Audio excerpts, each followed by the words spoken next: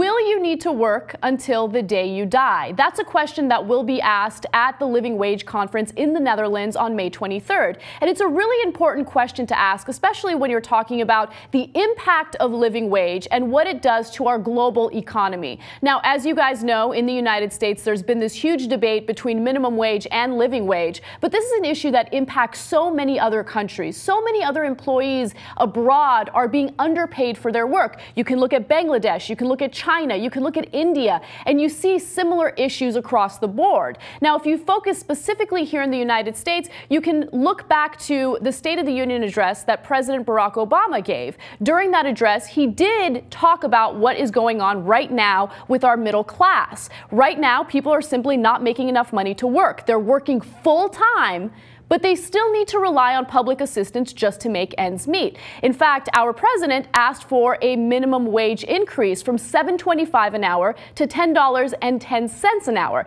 And he did promise to pay new federal employees this new wage of $10.10. However, if you want to get a better image of what today's full-time minimum wage workers look like, take a look at this next video. It is a CBS Sunday Morning video where they talk to Nancy Salgado. She's been working in the fast food industry for over a decade, and she still makes minimum wage. 27-year-old Nancy Salgado's sweet smile may be her most marketable asset in the fast food industry. That and her willingness to do just about any task. I work at Grilled, fried products, making sandwiches. I work breakfast, lunch, dinner. I work cashier, I work drive-through, I do drink station, throw away garbage, pretty much that's it. Pretty much that's it? Yeah. That's an awful lot. And yet, after working for a decade at McDonald's franchise restaurants in Chicago, she still earns the state minimum wage in Illinois, currently $8.25 an hour.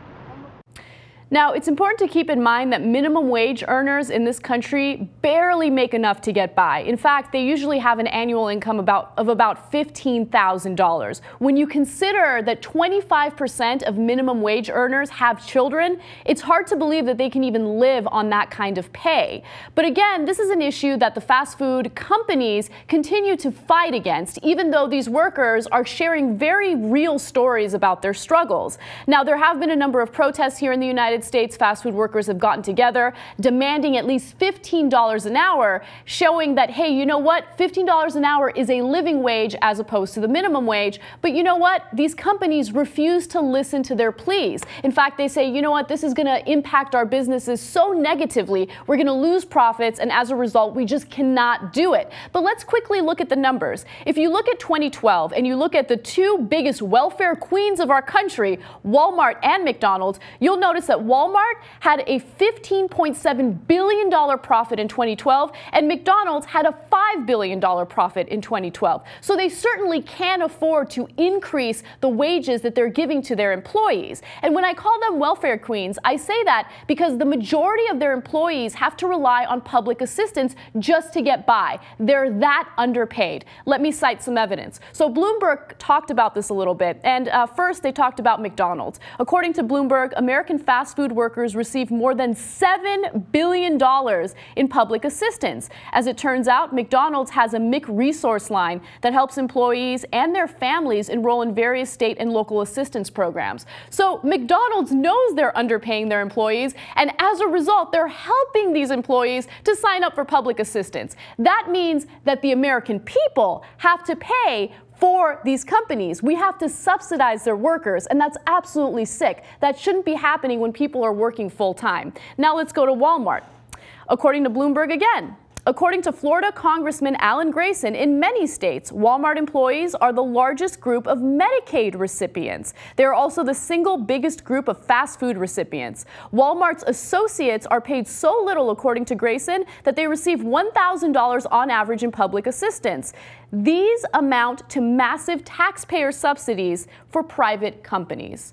So as you can see, this harms everyone in the middle class. It harms the taxpayers, it harms those who are willing to work full-time jobs but just don't get paid enough to make ends meet, and it's absolutely sick to know that this is happening. So what would the impact be if we did increase the minimum wage to a living wage? Well, some would argue that it's going to hurt businesses too much. They're simply not going to make enough money, and as a result, a lot of these businesses are going to shut down. But there is some evidence indicating that that is not true. Now, Real News Network interviewed someone by the name of Jeanette Wicks-Lim, and she is from the Political Economy Research Institute, and she addresses some of these criticisms. Take a look. Of course, the most popular argument against the minimum wage is that if you raise minimum wage, employers' costs go up, they lay off their workers, or they cut back on their hours, and the workers you're trying to help end up getting hurt in the long run.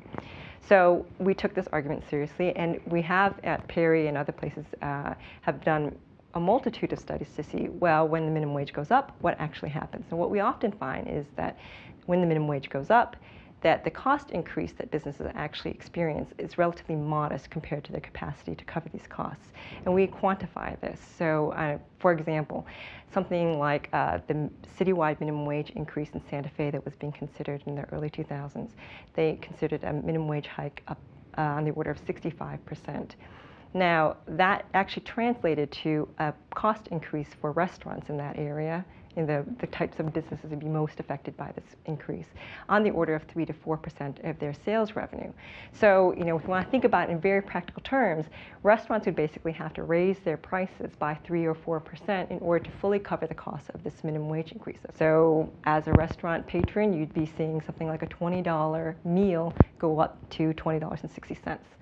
The CEO of Costco understands that it does pay and it is more productive in order to pay your employees more money, a living wage. In fact, the average Costco employee receives $21 an hour for his or her work. And that makes a lot of sense, especially when you consider their profits. Now, profits for Costco have been increasing steadily year after year. In 2011, after they paid their employees that significant wage, they still brought in a profit of $1.5 billion. That's enough for the CEO. That's enough for the investors. And that's a really good feeling to know that they have more productivity, that they have less turnover, and that they have healthy, insured employees that love what they're doing. That's the kind of country people want to live in. And again, I'm focusing mostly on the United States, but this is an issue that impacts people on a global scale. There are countries out there that are exploiting their workers and underpaying them. And we have to think about how we are treating our employees, how the middle class needs to be empowered in order to give back to our economy. And if we don't do that, we're going to continue seeing this huge gap between the wealthiest people in the country, the CEOs of these companies, and the poor that can't even afford to put food on the table for their children. So again, guys, I'm going to ask you, the Living Wage Conference in the Netherlands is going to ask you, what's really going to happen? Will you need to work until the day you die?